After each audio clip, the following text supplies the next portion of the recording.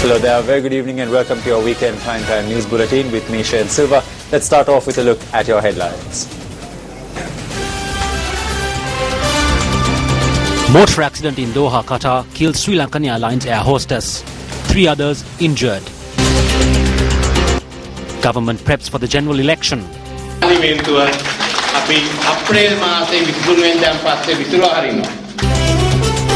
The mentioned tax of the interim budget to be amended. JHU says the Maitri operation is an example to politics.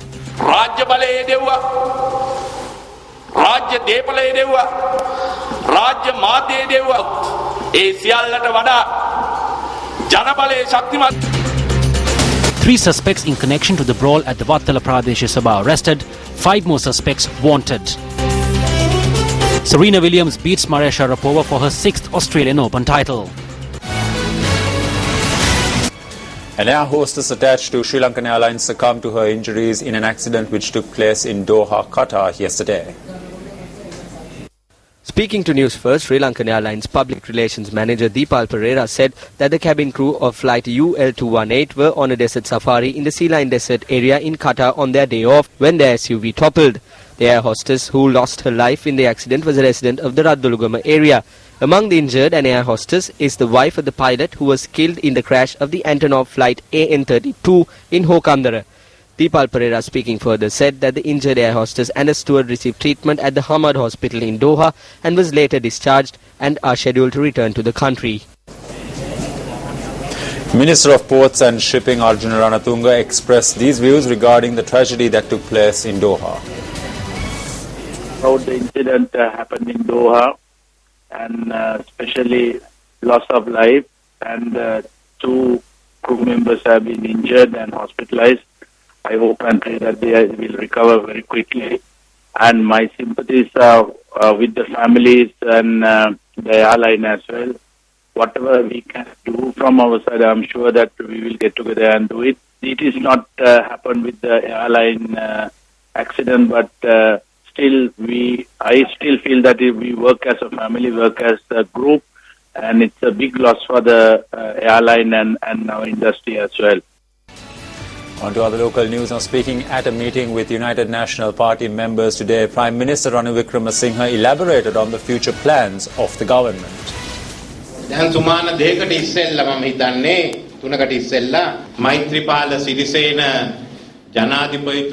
Just over 3 weeks ago, President Maithripala Sirisena took oath as president before the Supreme Court's most senior judge, Sri Pawan. And yesterday, Sri Pawan was sworn in as Chief Justice before President Maithripala Sirisena. Anuth Agravishakara Sri Pawan Maituma, Maithripala Sirisena Janadipuma Isra Yurum Dunda. Janata Uladin Rata Sutta Karagina.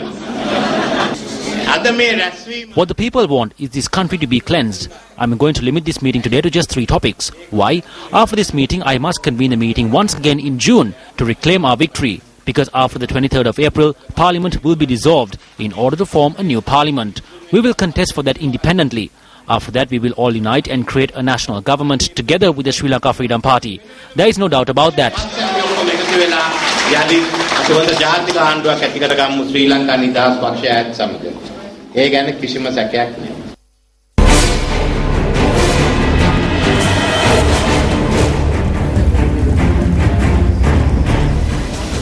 With the announcement of the new government's interim budget 2015, the newly imposed mansion tax has become the most talked about feature of the budget. Speaking at a forum on the interim budget live on MTV Sports last evening, Ravi Karunanayake, the Minister of Finance, elaborated on this mansion tax. The main question there was basically, is it limited to mansions in terms of houses, individual houses, or does it get on to apartments worth more than 100? That means that will be a lot of inflow that will come into it, because right now we are promoting construction. I do see that cement has been reduced. So we are promoting these constructions, and apartments that are worth more than 100 million will be invested by foreigners or Sri Lankans living abroad, bringing in a lot of foreign currency as well. And we would be probably the only country. Sure, none of them will get affected. So apartments won't get affected.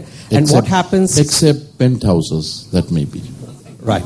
In terms of size? or in terms of No, value? I mean that 5,000 square feet, don't worry about that. We may have to do some correction on that area. Okay. So let us say this is not a purity tax. It's ill-gotten gains that will be collected. So we'll be very, very humane on that approach. Right. I think that answers my thing, which I actually thought some people who have inherited it would basically get into trouble. So No. that answers the question. Thanks a lot, Minister. Inherited from generations, not in 10 years.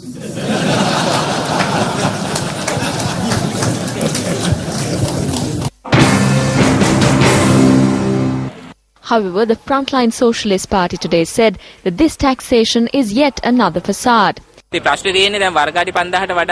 question is all about houses over 5,000 square feet. There is yet to be clarification on the diplomatic officers, state institutions and other establishments connected to such houses, especially in the city of Colombo. The government clearly needs to provide an explanation for this.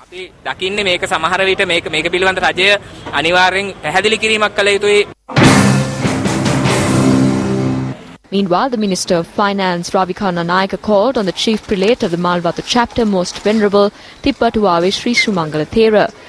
During the meeting, the Chief Prelate inquired from the Minister on the mansion tax.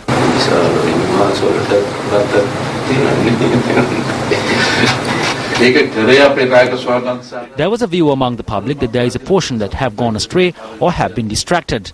If not, we have to think there is no point in taxing a small house but to tax a luxury house. All we had to do was make a small amendment. There may be an issue for those who inherit houses through generations. That is not our view. This tax is for those houses that came up within the past 5 to 6 years.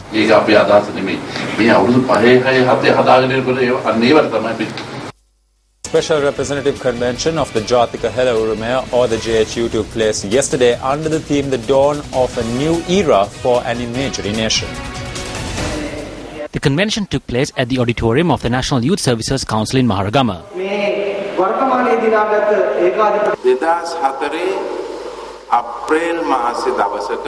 In April 2004, SB Disanayaka said that the JHU is a small, powerless group. He said that the JHU was a mere group.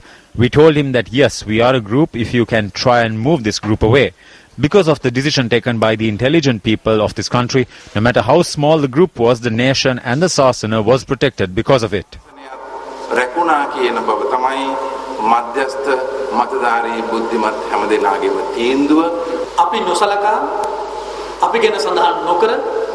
We rendered a historical service to this nation where it can never be compared to anything in the history of this country and where we cannot be made outcast. It was over 2 years ago that I received evidence that proved my doubts that the government was connected to drugs and other narcotics.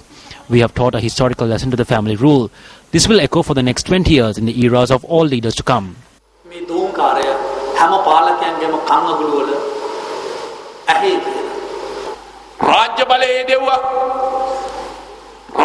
State power was used, state property was used, the state media was used, and even the power of money and the power of military was used. However, we proved to them that over all of this power, the people's power is the most strong power. If anyone is attempting to disgrace the people's mandate or even to challenge it, we will not allow it.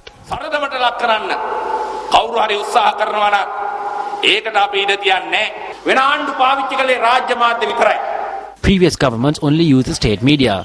By then, the government has used ethanol and purchased 2 radio stations. They had purchased a newspaper through a coal enterprise. If you take a look at the sports sector, another newspaper was purchased via extortion. The drug peddlers operated a special television service. If he does not leave, he will be forced to leave. This government that has been formed is one that will lay its hands on the wealthy, the casino owners and the smugglers. We have shown that.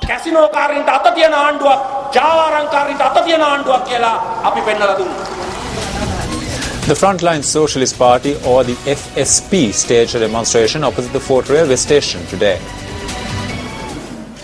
The demonstration was staged urging that the political right of Politburo member of the Frontline Socialist Party, Premakumar Gunaratnam, be granted.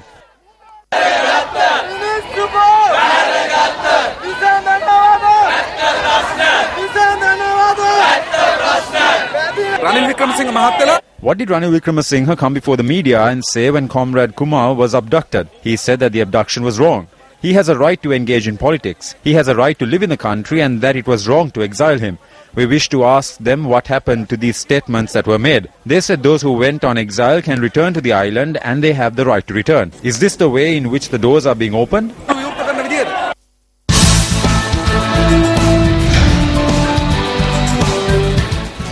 The following is another phase of the Newsfirst report on the Uma Oya multi-purpose project in the Uva province.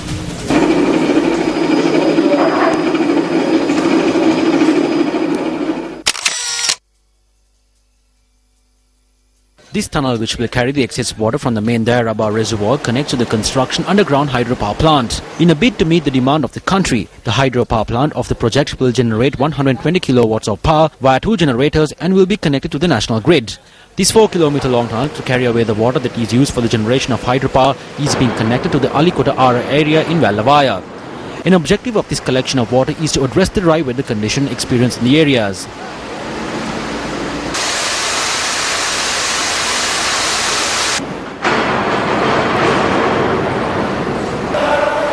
This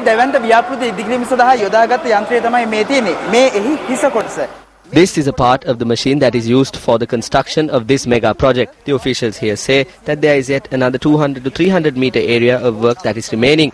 A notable feature of this machine is that it can only move forward. What they do here is remove sections of this machine and carry them out with the use of another machine.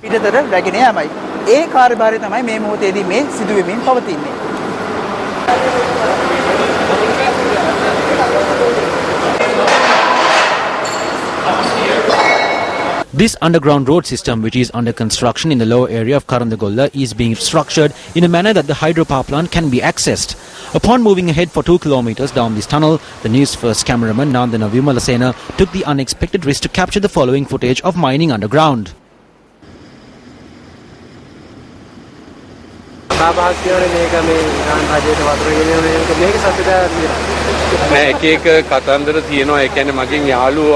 That is just talk. My friends sometimes tell me to tell them if I uncover the vehicle used by Ravana. Then some say that this is being done to supply water to Iran. What is happening here is something that is being done to uplift the lifestyles of the people. Only the excess water is being released after the water is used underground.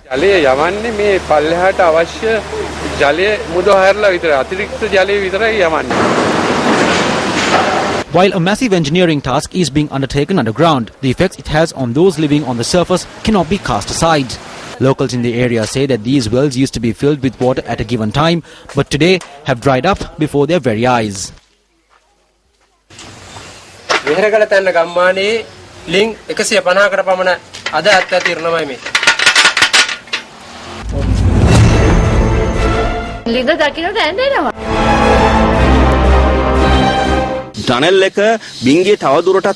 the construction of the tunnel moves even more further, that is when it reaches the Bandaravela town. All the springs will dry up. After that, the beauty of Bandaravela will disappear. Are we waiting for such a disaster to take place? Water used for the generation of electricity via the Uma Oya multi-purpose development projects has resulted in a significant water shortage in many villages in the area. A marker that is used to locate underground water sources and variety of rocks was also located in close proximity to the villagers.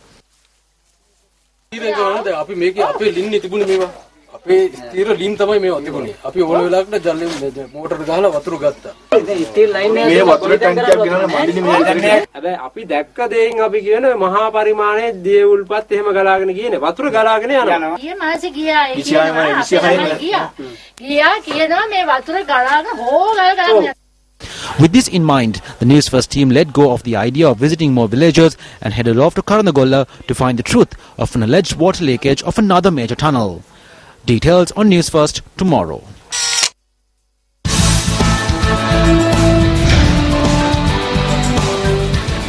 Court of Appeal Judge Anil Gunaratne was sworn in as a Supreme Court Justice before President Maithripala Sirisena at the Presidential Secretariat last evening.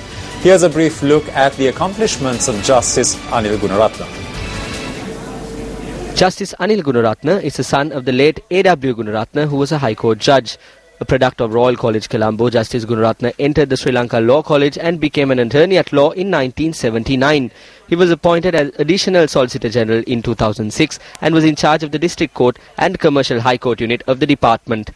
Justice Anil Gunaratne, who has been associated with the Attorney General's Department for nearly 28 years, was inducted to the Court of Appeal in mid-2007. Justice Anil Gunaratne took oath as a Justice of the Supreme Court before President Maithripala Sirisena yesterday. Meanwhile, Justice Lakshman Tikiri Bandara Dehideniya took oath as a Court of Appeals judge yesterday. Justice Lakshman Tikiri Bandara Dehideniya served as a High Court Justice until yesterday after he took oaths as an Appeals Court Judge before President Maithripala Sirisena.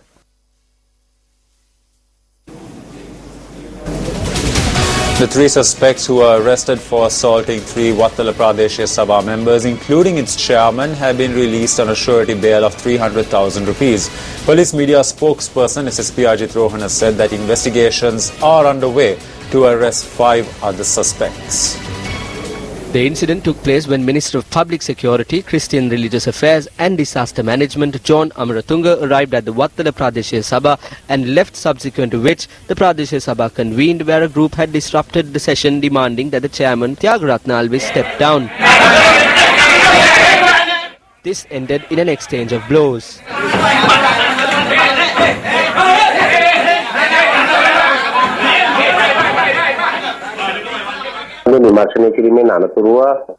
Following investigations, 3 suspects were arrested.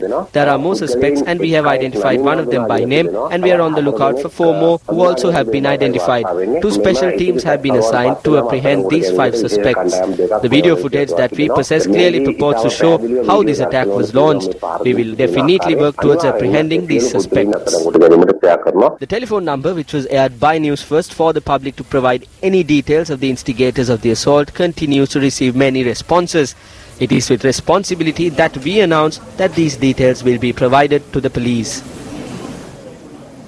A program to compile funds for future housing development projects was held in Colombo today.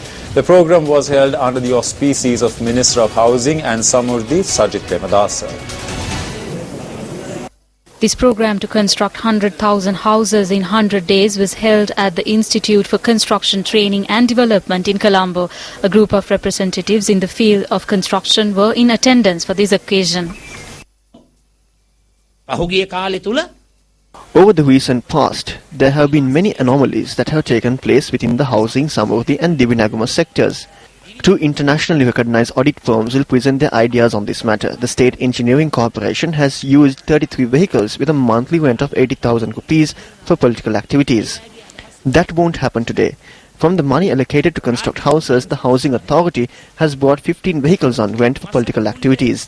The son of Premadasa is still young at the age of 48, and I am beginning to wonder if they think they can creep through my ears and crawl out of my nose. But I discovered this mischief. Some officials at this institution had taken some files to get them signed by the former chairman for the contract for some Mahabhimana ceremony.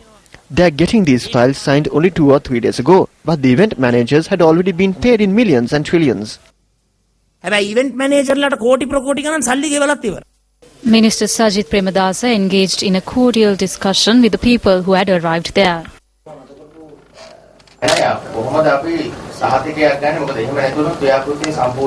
A program commenced under the auspices of UNP parliamentarian Buddhika Pathirana today.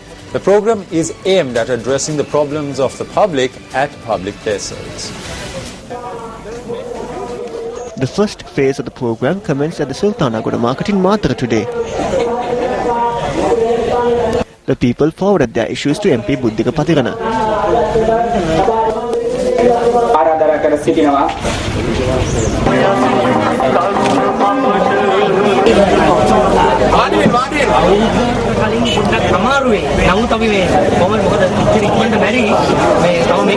MP Buddhika Pathirana said that the issues that can be provided with immediate solutions will be addressed instantly, while other issues will be taken to Parliament.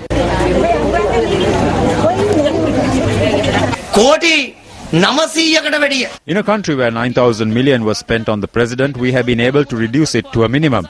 The government has launched a conspiracy against the opposition. We don't have the power at provincial secretariats. We don't have power at divisional secretariats. Therefore, the governing party is planning a conspiracy by combining provincial and divisional secretariats. We cannot solve a problem of 20 years within 20 days. However, I would like to guarantee you that if we can work with powers for 6 years, my beloved mothers, fathers, sisters and brothers, I would like to tell you that I will undertake the responsibility to make Akurassa that of similar to Central Colombo during the period of Ranasinghe Premadasa. Think whether any other representative in the history of Sri Lanka has come down to a marketplace and spent an hour with you. We are ready to bring our phones to the market and find solutions to your problems.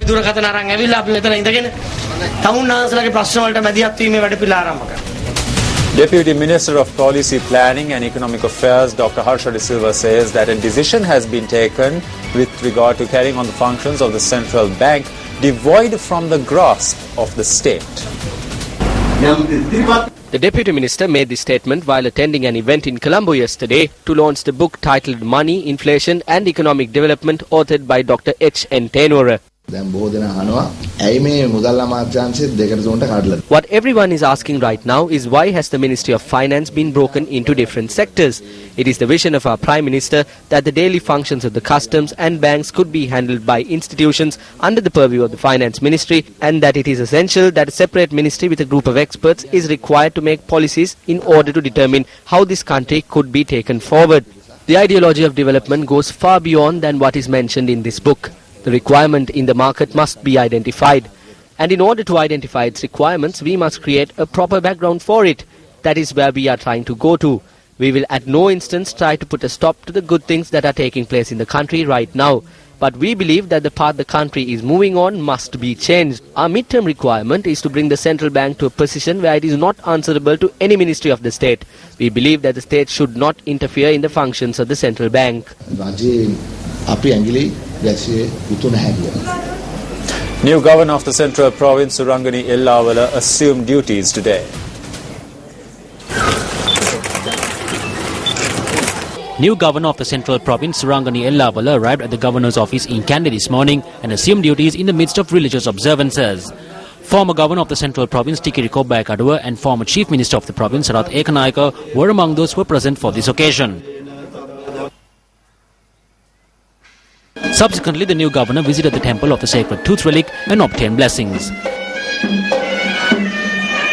Later, the governor called on the chief prelate of the Malwata chapter of the Siam sect, Most Venerable Tibbatuwabe Sri Sumangala Thero, and the chief prelate of the Askiru chapter, Most Venerable Udugama Sri Buddha Rakita Thero, and obtained blessings.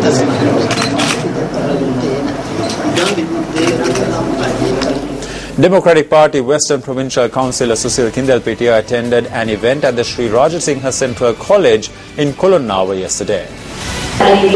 74 students who scored the highest marks in the Grade 5 scholarship examination in the Kolonnawa electorate were presented with awards.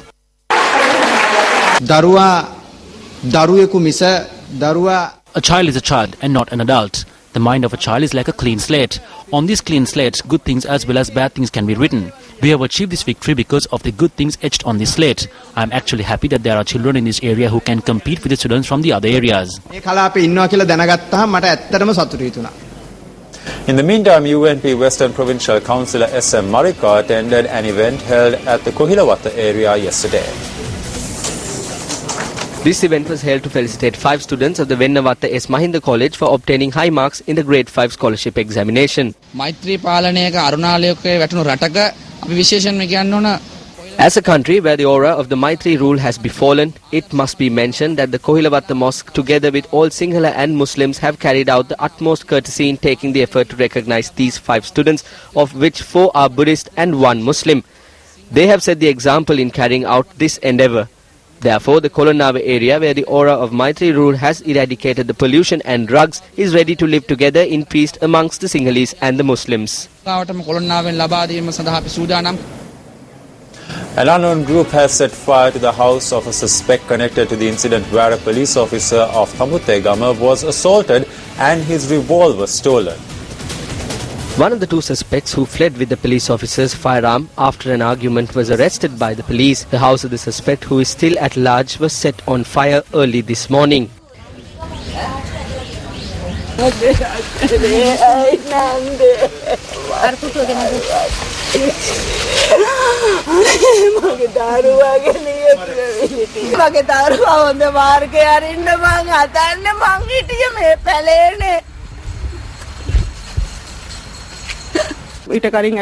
They threatened me, saying that my children and I would be set on fire and burnt to ashes.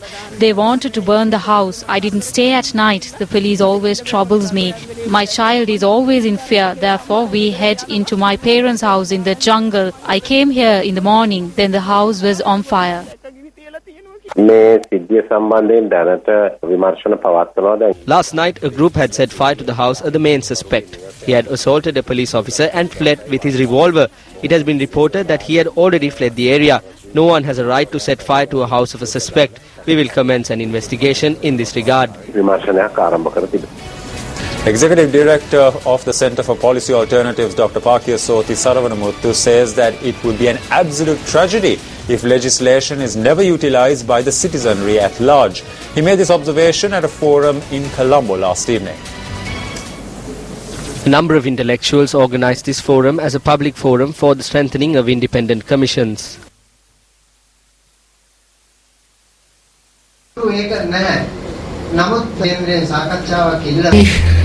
Project of governance in any enterprise of democracy, information, knowledge is power.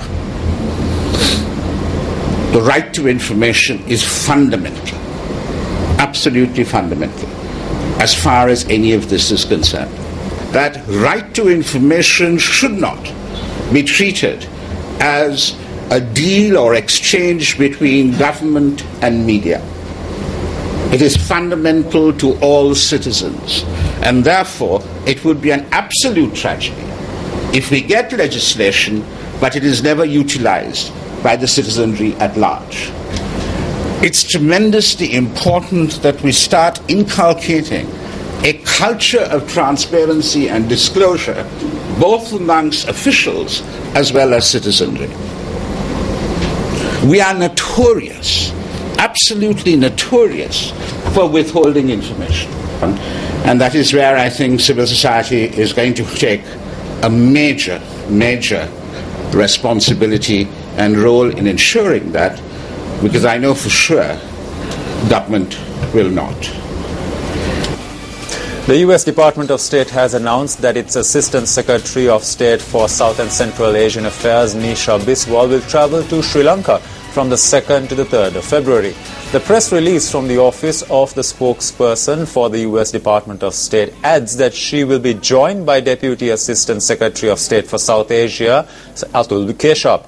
Biswal is scheduled to review bilateral and regional issues with the new Sri Lankan government, civil society and religious leaders and other officials.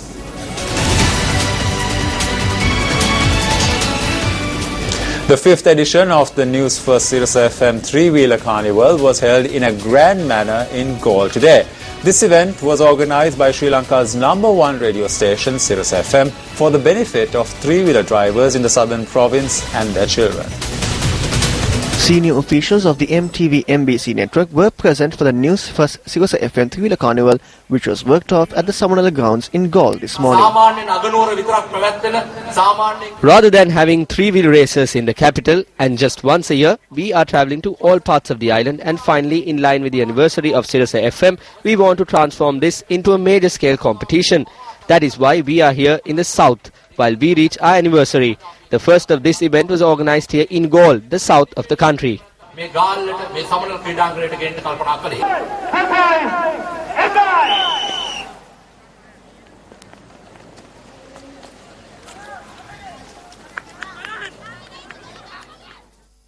Newsfirst Sirasa FM three-wheeler carnival comprised of a number of events dedicated for the three-wheeler drivers.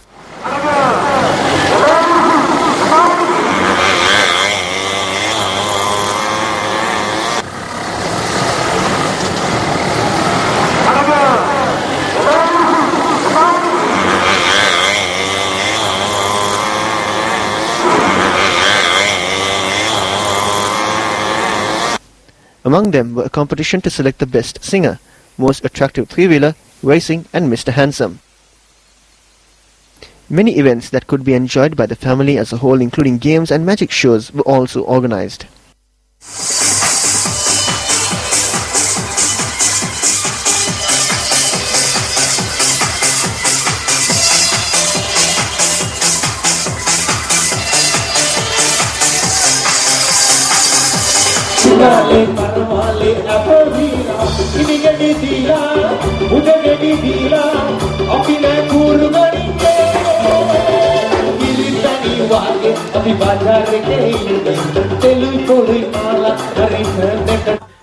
Three-wheeler drivers also showed off their talents while taking part in the competitions that were organised.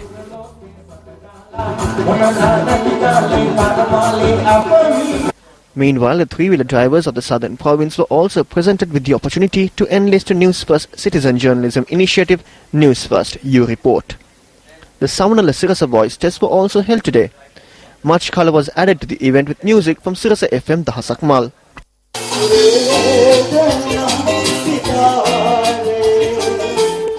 And that's a look at this edition of your Weekend Primetime News Bulletin. It was a pleasure having you with us, and hope you and take care and good night.